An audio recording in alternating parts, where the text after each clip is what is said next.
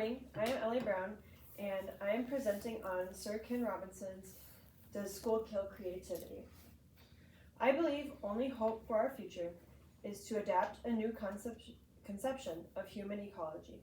This is a quote by Sir Ken Robinson in his speech. On February 2006, 1,000 people gathered in Monterey, California for what they call a TED Talk, which is basically any ideas shared through about technology, entertainment, and design. Many speakers come on this day to come and present, and I'm sure most of you have seen these in your classes. And this is where Ken Robinson decided to present his speech. Some background on Sir Ken Robinson. He is from London, England, which is why he has an English accent. He has a PhD from the University of London, and he's also was the Director of Arts in Schools in London as well. He was a professor for 12 years at the University of Warwick, and he studied English and drama, and eventually went on to pursue a career path on reforming education. Some significance about the speech is Sir Ken Robinson believed all school systems need to change. He believed that there was a hierarchy in the school system on classes that were presented. So basically, the hierarchy, if you imagine a pyramid in your head, would start with probably mathematics, your sciences, your Englishes, and at the bottom would be the arts.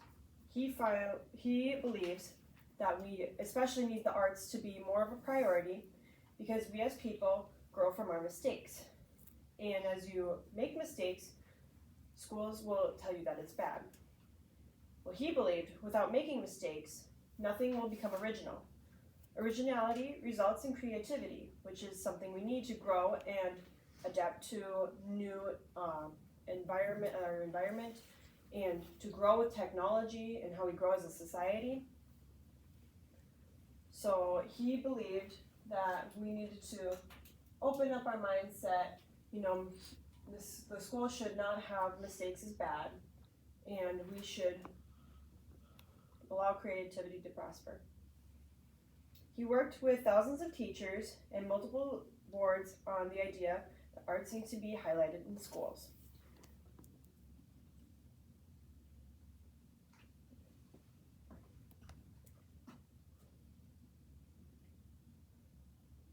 Play. Do you remember the story?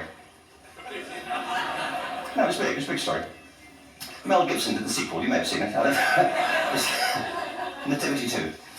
But James got the part of Joseph, which we were thrilled about. We consider this to be one of the lead parts. We had the place crammed full of agents in t-shirts. James Robinson is Joseph. He didn't have to speak, but the other bit where the three kings come in. They come in bearing gifts, and they bring gold, frankincense, and myrrh. This really happened. We're sitting there, and they, I think, just went out of sequence.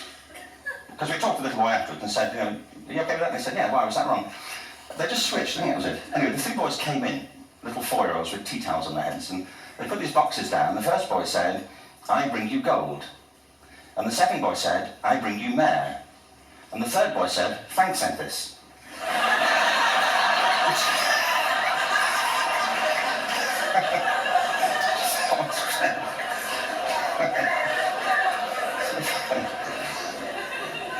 What these things have in common is that kids will take a chance.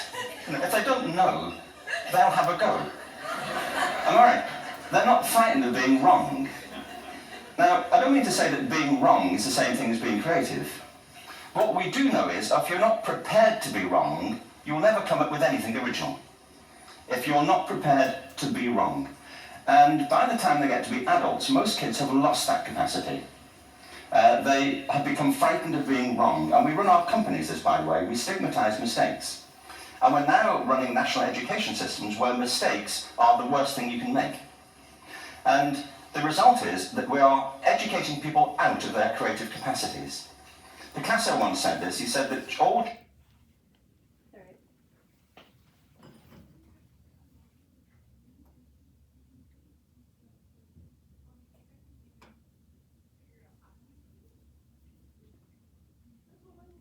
Yeah, but he was in the nativity play.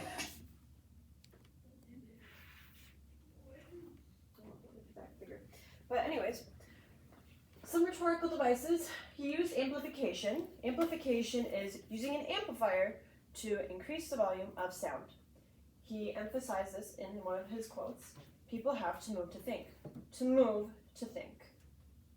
An alliteration he also used was we have to radically rethink our view of intelligence. He used an occurrence of a certain sound, the R, and then he also used a simile. He said, my contention is that creativity is important in education as literacy. Continuing on, ethos, pathos, and logos. He uses ethos, so letting the audience understand, by showing his credentials. He states, I used to be on the board of the Royal Ballet, showing that he knows what he's talking about, he's been in the arts for quite some time. He uses pathos, so appealing to the audience's emotions with the quote, and my contention is all kids have tremendous talent and we squander them pretty ruthlessly. So I want to talk about education and I want to talk about creativity. My contention is that creativity is now as important in education as literacy and we should treat it with the same status. So he's sharing that he believes that education basically pushes creativity out of children, and that is like that small negativity part that pathos wants you to share. But it also brings that hopefulness that he believes that education can reform and change. Then he uses logos by showing facts. In the next 30 years, according to UNESCO, more people worldwide will be graduating through education than since the beginning of history. So he shows the importance of how many people have been graduating and how many lives are impacted by education. And then why it will endure.